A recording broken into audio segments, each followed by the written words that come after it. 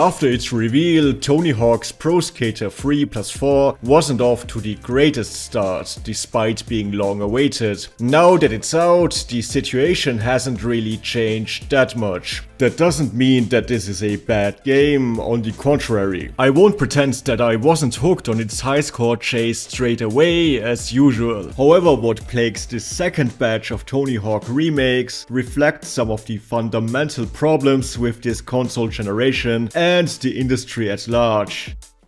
Tony Hawk 3+4 was met with controversy from the beginning. After the reveal of the roster, some fans were lambasting the lack of a playable Bam Margera, who went off the deep end recently, but I guess now he's back in thanks to Tony Hawk himself stepping in at Activision.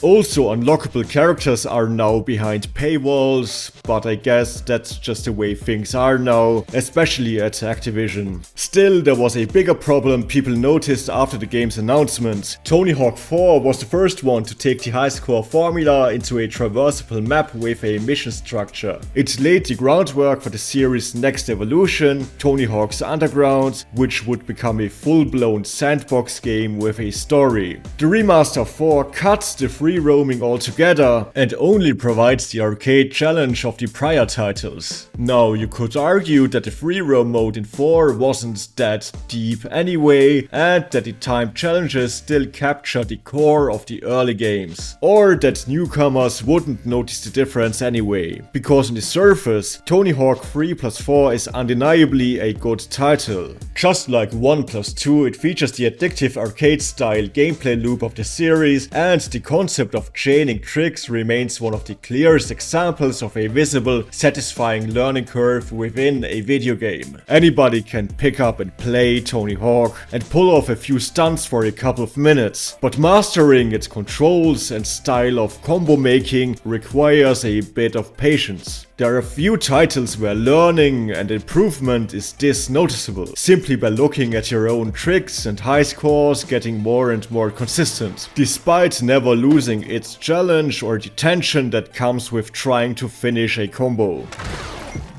So if nothing else, it's good to see new maps in the engine from the original remasters, even if late. This is the best technical state the series has ever been in. It still feels refreshing to see new content delivered in this style. And after all is said and done, I might return to 3+4 more than 1 and 2.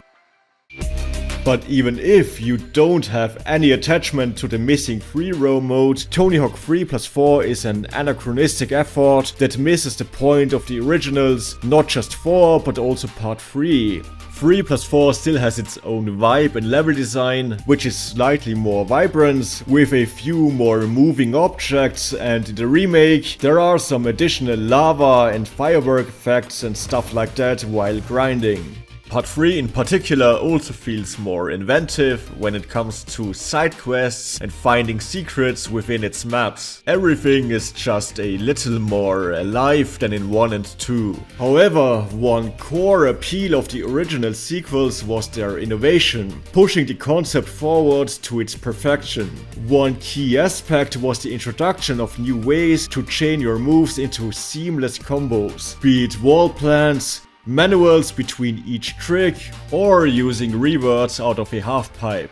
The problem is, the remakes of Tony Hawk 1 and 2 already had all these features. They were the ultimate version of these games, and now, even if you haven't played them back in the day and all the maps are new to you, there's still not much new to discover in this remaster of 3 and 4. Not to mention that despite being one generation apart, it looks extremely similar to the first batch of remasters, whereas the old 3 and 4 had the benefit of going from Generation 5 to Generation 6 consoles with a much bigger visual difference. In a way, this title is emblematic of the core problem of the PS5 and Xbox Series generation. As much flack as these consoles get for being underwhelming, actually they aren't lacking good games. I mean, if you really can't find anything to play, this might be on you. However, to me, the problem is that many of these titles are painfully safe. the opposite of what came before. On the PS4, single-player titles had a spectacular comeback.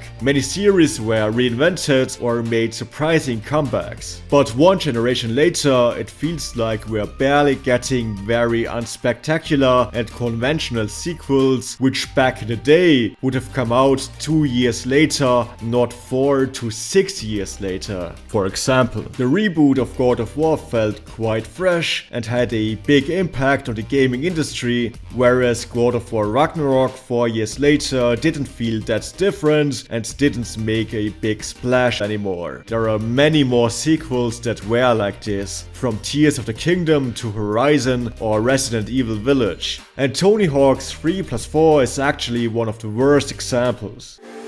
Despite being a remake, Tony Hawk 1+2 was very refreshing, considering all the failed attempts to revive the series, whereas those remasters nailed what it should look like. Yet 3+4 is like a map pack released 5 years too late. It's always a little pompous telling developers and publishers what they should have done, like an armchair analyst, but let's be real, the proper approach here seems kinda obvious. The original remasters should have included part 3, or if that would have been too ambitious, released it as an expansion shortly after. When they brought over 1+2 to PS5 and Xbox Series and Switch, that would have been a nice opportunity for that inclusion too. Devil May Cry 5 did a similar thing, where they didn't just port the original PS4 game over, but also made entirely new modes and extras. And by the time 3+4 came out, we should have gotten a double pack of the first campaign-focused Tony Hawk games instead, so 4 and Underground. Maybe with Tony Hawk 4 getting all the mechanics from Underground 2. Or a new game altogether, how about that? Maybe this would have been too ambitious, but then again, perhaps it could have been possible if Activision didn't relocate so many workers to produce Call of Duty, I don't know. Either way, the result is a game that, despite its high quality, feels lackluster compared to what could have been.